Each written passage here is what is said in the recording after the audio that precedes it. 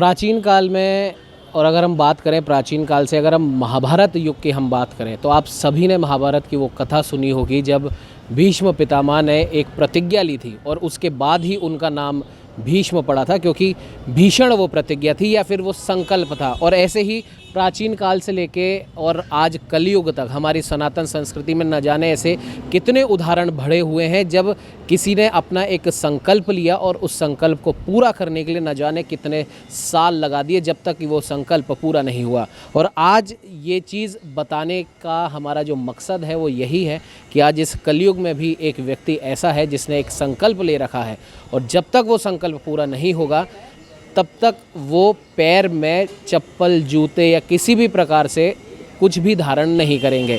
कौन है ये व्यक्ति, आपको मिलाएंगे उनसे। भाई साहब, क्या नाम है आपका? मोहित कुमार गौतम। मोहित जी, मेरे को याद है लोकसभा जब चुनाव थे तब मैं आपसे मिला था और तब आपने एक संकल्प लिया था।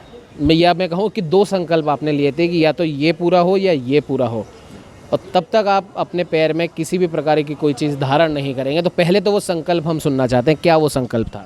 देखिए, दो संकल्प थे मेरे। पहला संकल्प था जब मैं 12 जनवरी 2022 को राम मंदिर अयोध्या के दर्शन करने गया, तो जब मैंने दर्शन करके जो वाक़या मेरा माहौल, मैं कह नहीं सकता मेरा वाक़या क्या रहा, और मेरा मेन मकसद था एक ही था कि जिस एक ऐसे व्यक्ति थे, जिस सतयुग के नरेंद्र मोदी जी का जो विवेकानंद जी का जो सपना था विकसित भारत का, उसको पूरा कर, जिस राम मंदिर के निर्माण को कार्य विगत कई प्रधानमंत्री नहीं कर पाए, इस भगवान स्वरूप प्रतिमा में नरेंद्र मोदी जी, जिसका अगर नाम लेऊँ नमो, तो शायद साक्षात महादेव का नाम भी कहा जाता है, जिस व्यक्ति ने राम मंदिर का निर्माण किया, इस व्यक्ति का मुझे साक्षात जाकर धन्यवाद करना चाहिए। क्योंकि राम मंदिर के अंदर कार्यक्रम करके, हम ट्विटर करके तो बहुत लोग कहते हैं, लेकिन जो इतना बड़ा काम कर सकते हैं, क्या हम कुछ लोग जाकर उसका व्यक्तिगत धन्यवाद नहीं कर सकते? ये संकल्प था। दूसरा, विधानसभा चुनाव से पूर्व नरेंद्र मोदी जी ने एक नारा दिया था, लोकसभा चुनाव से पूर्व एक नारा दिया था, अब की बार 400 पार। तो उसी राम मंदिर से जब निकला तो मेरा संकल्प था कि 400 पार होने के बाद ही विधानसभा रिजल्ट में मैं चप्पल धारण करूँगा। तीसरा मेरा संकल्प था, वो संकल्प मान लो चाहे मेरी एक ठान मान लो, क्योंकि एक वाक्य कहते हैं कि आपसी प्रतिद्वंदी के अंदर कई बार दुश्मनी भी निकाल ली जाती है। एयरपोर्ट पर नरेंद्र मोदी जी से मिलना और मेरा आइडेंटिटी कार्ड गायब करना, किसी नेता का मैं नाम नहीं लूँगा, तो मेरा सपना एक ही था कि मैं एक ऐसे युग, ऐसे महापुरुष जिसने विकसित भारत को सपना किया 11 वर्ष के अंदर, एक देश को नई दिशा और दशा की लिया, विश्व में दुनिया में डंकायमान बजवाया, ऐसे नेता से मुझे मिलने से क्यों रोका जाए? तो मेरा एक सपना, अब मुझे एयरपोर्ट पर नहीं मिलना, मुझे मिलना है तो व्यक्तिगत दिल्ली जाकर मिलना है, उस व्यक्ति से मुझे चरण छूकर मिलना है, क्योंकि शायद मेरा सौभाग्य होगा उस व्यक्ति के चरण छूकर में आशीर्वाद लेना। कि राजनीति में सब कुछ चलता वो नहीं है, लेकिन मिलना ही मेरा एक सबसे बड़ा मकसद था, जिसके लिए मेरे को कई प्रयास रोकने का भी किया, नहीं किया, और वो मैं पूरा करूँगा चाहे मुझे कितना ही वर्ष लगे। 400 पार का संकल्प तो मेरे चप्पल 2 साल मेरे को हो चुके तो और हो जाएंगे, मुझे कोई प्रॉब्लम नहीं। मैं किसी नेता को नहीं बोला है, जिस दिन करूँगा व्यक्तिगत दिल्ली जाऊँगा और दिल्ली जाके मिलूँगा और आम जनता के साथ मिलकर मिलूँगा, क्योंकि उनका धन्यवाद मुझे करना है। एक संपूर्ण राजस्थान की 8 करोड़ जनता की तरफ से धन्यवाद करके मैं मिलूँगा, यही मेरा संकल्प है। लेकिन मोहित जी, एक विशेष बात मैं आपसे पूछना चाहूँगा कि कई बार हमने देखा है, अगर हम धार्मिक यात्राओं की बात करें तो कई लोगों का संकल्प होता है कि फ़लाँ चीज़ अगर हमें हासिल हो जाएगी तो किसी भी धार्मिक स्थान पे, किसी भी देवी देवता के वहाँ पे ढोक लगाएंगे या इतने का प्रसाद चढ़ाएंगे या इतने गरीबों में हम बांटेंगे। फिर भले ही वो वैष्णो माता हो, खाटू श्याम जी हो, सालासर बालाजी हो या अन्य कोई भी धार्मिक स्थान, आप ऐसा भी संकल्प ले सकते थे कि अगर भारतीय जनता पार्टी की सरकार पूर्ण बहुमत से फिर से एक बार बनती है देश में, तब मैं पैर में कुछ चीज़ धारण करूंगा। लेकिन आपने 400 पार वाला जो संकल्प लिया, हालांकि उस समय सब कहते थे कि ये सिर्फ और सिर्फ एक कहने वाली बात है, ये हो नहीं सकता। तो क्या आपको जब जब रिज़ल्ट धीरे धीरे आते जा रहे थे, उस समय क्या आपको मन में एक बार भी ये नहीं आया कि क्या मैंने कुछ गलत तो नहीं कर दिया? देखिए, संघर्ष, त्याग, समर्पण, तपस्या, क्योंकि जिस तरीके से अगर नरेंद्र मोदी जी के सपनों को, वाक्य को अगर आप देखेंगे, जब नरेंद्र मोदी जी 7 वर्ष की उम्र से लेकर हिमालय में तपस्या करके त्याग समर्पण कर सकते हैं, तो क्या हम देश के लिए, राष्ट्र के लिए कोई इतना सा समर्पण नहीं कर सकते? क्योंकि 400 पार एक विकसित भारत सरकार का सपना लेते, ये तो सबको पता थी कि सरकार बनेगी, लेकिन आप अगर प्रण ले तो वो प्रण लीजिए आप जिसको शायद करने में समय लगे, जिसको लगे कि नहीं वाकई में है, क्योंकि समर्पण, त्याग, एक बहुत बड़ी तपस्या। भगवान राम जब अयोध्या से निकले थे और राम जी की अयोध्या में लंका के अंदर रावण जब सीता जी उठा के ले गए थे, वो चाहते तो जा सकते थे लेने, सब भगवान रूप थे वो, लेकिन उन्होंने भी 14 वर्ष का वनवास काटा। तो 14 वर्ष का वनवास काटने के बाद जब सीता जी लेके पुनः राज सिंहासन पर बैठे तो उसका रूप आप देख सकते हैं, राजा। तो राजा से जो बनना है, हमारे प्रधानमंत्री जी देश के राजा है, और उस राजा के लिए त्याग समर्पण तपस्या क्या हम नहीं कर सकते क्या? दिखावे की राजनीति करना सबकी बड़ी बात होती है। और आपने देखा एक ऐसा भी रूप था भी जिसने मीडिया में नहीं दिया, कोई राजनीतिक नहीं, जिसको नरेंद्र मोदी जी ने बुला के स्वयं चप्पल पहनाई, किसी ने देखा कि 22 साल से नहीं पहन रखा। तो बड़ी बात नहीं, त्याग समर्पण तपस्या है ये हमारी।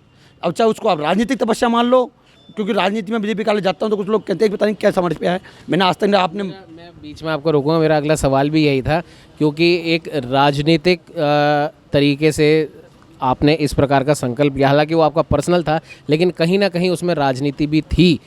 भले ही वो दो पार्टियों की राजनीति हो, या फिर विपक्ष और पक्ष की राजनीति हो, या फिर राजस्थान में जिस राजनीति से आप आए हैं, छात्र राजनीति से आए, भले ही वो वाली राजनीति हो, तो जब आपने संकल्प लिया तो बहुत ज़रूरी है, जिसका आप शायद उल्लेख भी अभी करने वाले थे, कई विरोधी भी उठ खड़े होते हैं, या फिर कई ताना मारने वाले भी खड़े हो जाते हैं कि ये तो सिर्फ दिखावा कर रहा है। लेकिन 2 साल एक बहुत बड़ा लंबा पीरियड होता है। हालांकि कहने को बहुत आसान है कि 2 साल से आपने चप्पल नहीं पहनी है, कुछ भी पैर में धारण नहीं करा, लेकिन इन 2 साल में भारत के मौसम की अगर हम बात करें तो 4 ऋतुएं बीती हैं, और हर ऋतु का अलग अलग प्रभाव होता है। नंगे पैर आप चल रहे हैं तो कहीं ऐसी जगह भी गए होंगे जहाँ बहुत तकलीफ़ भी होगी, गर्म भी धरती होती है, ठंडी भी होती है, कंकड़ पत्थर तमाम तरह की चीज़ें मिलती हैं। लेकिन जो विरोधी होते हैं, जो आलोचना करने वाले होते हैं, वो तकलीफ़ नहीं देखते, उन्हें सिर्फ आलोचना करनी होती है। तो ऐसे आलोचकों को आपको क्या जवाब देना चाहिए? देखिए, मैं उस संगठन से निकल के आया हूँ, अखिल भारतीय विद्यार्थी परिषद से, और आलोचना की बात मैं किसी की नहीं कहूँगा कि सबका अपना अपना भाव है। और एक ही चीज़ जानता हूँ, उठो जागो और तब तक मत रुको जब तक लक्ष्य की प्राप्ति ना हो। ये मेरा धर्म था। और मैं चप्पल, आप जो धार्मिकता की बात करें, मैंने चरण पादुका कहाँ छोड़ी?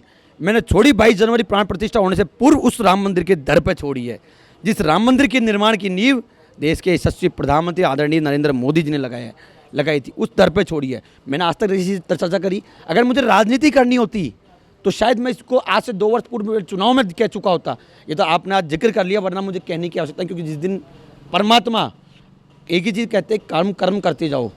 भगवत गीता एक चीज़ कहती है, उठो जागो मतलब कर्म करो आप, क्योंकि जिस दिन कर्म की सफलता मिलेगी, प्रभु लिखेगा उस दिन कि श्री राम आय राम भद्राय रामचंद्राय वेद से श्री रघुनाथाय नाथाय सीताय पते नमः। मैं श्री राम का भक्त हूँ, हनुमान का दूत का भक्त हूँ, और मेरा काम है कर्म करना, सत्य कर्म पर चलना, राष्ट्र के प्रति समर्पित होकर चलना, और राष्ट्र के लिए, प्रभु के लिए करना। इसके लिए चाहे मुझे प्राण त्यागने पड़े, मैं देश के नरेंद्र मोदी के विचारों से प्रभावित हूँ। और इसी के बीच में आपको एक चीज़ और कहूँगा, एक अनोखी चीज़ भी बहुत जल्द भारत के अंदर आपको देखने को मिलेगी, क्योंकि इसका एक आध्यात्मिक प्रचार मेरे को मोहल्ला, इसका एक नेचुरोपैथी का सिस्टम भी है जो मुझे बहुत बेनिफिट मिलता है आपकी बॉडी।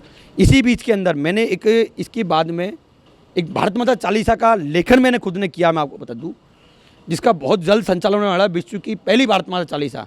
क्योंकि आज तक आपने देखी होगी हनुमान चालीसा सामूहिक सब जगह, लेकिन आपने भारत को जाना, भारत को पहचानो की चालीसा नहीं देखी होगी। एक ऐसी भारत माता चालीसा चंद दिनों के अंदर पोस्टर विमोचन आपको जल्द हम करने वाले हैं, क्योंकि हम नरेंद्र मोदी जी के विचारों से प्रभावित है, नरेंद्र मोदी की संस्कृति से विचारित है। ये हमारा भारत है, वो भारत जिस अखंड भारत का सपना देखा था, वो भारत प्रभु श्री राम मनुवाद का भारत, ये वो भारत है जिसने भगवत राम ने जन्म लिया। और भारत तो एक बहुत बड़ी भूमि है मुझे बचाने की, इसमें संघर्ष, त्याग, समर्पण, तपस्या है। मुझे कुछ कहने की आवश्यकता ही नहीं है। हमारा काम है कर्म करना। और कमल भारतीय जनता पार्टी की जिसकी बात कर मैं बात करूँ, भाजपा भारतीय जय जनता, वो जनता भारत की जनता पार्टी जो राष्ट्र से ऊपर काम करती है, उस भारतीय जनता पार्टी के सक्रिय कार्यकर्ता हम हैं। और नरेंद्र मोदी जी हमारे देश के प्रिय, क्योंकि जिस विकसित भारत का सपना सतयुग के नरेंद्र विवेकानंद दूसरा नाम ने देखा था, वो सपने को कलयुग का नरेंद्र मोदी पूरा कर रहा है। और आप देख रहे हैं कि 2047 का विजन अब की ओर बढ़ता जा रहा है। बिल्कुल हम आगे बढ़ेंगे, काम करेंगे, ये हमारा संघर्ष है। हमें और जो अगर करना पड़ा तो हम करेंगे। जल्दी एक आपको नई युवाओं की क्रांति आपको देखने मिलेगी। नरेंद्र मोदी जी के विचारों को हम आगे पहुँचाएंगे। भारतीय जनता पार्टी के द्वारा सरकार की जो योजना है गांव-गांव, डाणी-डाणी तक पहुँचाएंगे, क्योंकि प्रत्येक कार्यकर्ता का हमारा कर्म है। कुछ मिलना या नहीं मिलना बात की बात है, उस पहेली का धन्यवाद करना कि जिसने देश की दशा और दिशा को चेंज किया, उस नितिन गडकरी जी का जिसने रोड का जाल बिछाया, वो अश्विनी वैष्णव जी जिसने रेल का जाल बिछाया बहुत बड़ा, वो रक्षा मंत्री राजनाथ सिंह जी जो जिसने बढ़ाया वो अटल बिहारी वाजपेयी, जिसने 2 सीटों से कहा था कि एक समय वो आएगा कि 200 के 240 प्लस होगा, और नरेंद्र मोदी जी ने 400 का सपना किया। मैं विरोधियों को कहना चाहता हूँ वो 400 का सपना एक ना एक दिन जरूर पूरा होगा, क्योंकि अटल जी ने जब 2 दिया था 200 भी आई, तो 400 दिया है तो 400 पार भी हम ला के रहेंगे।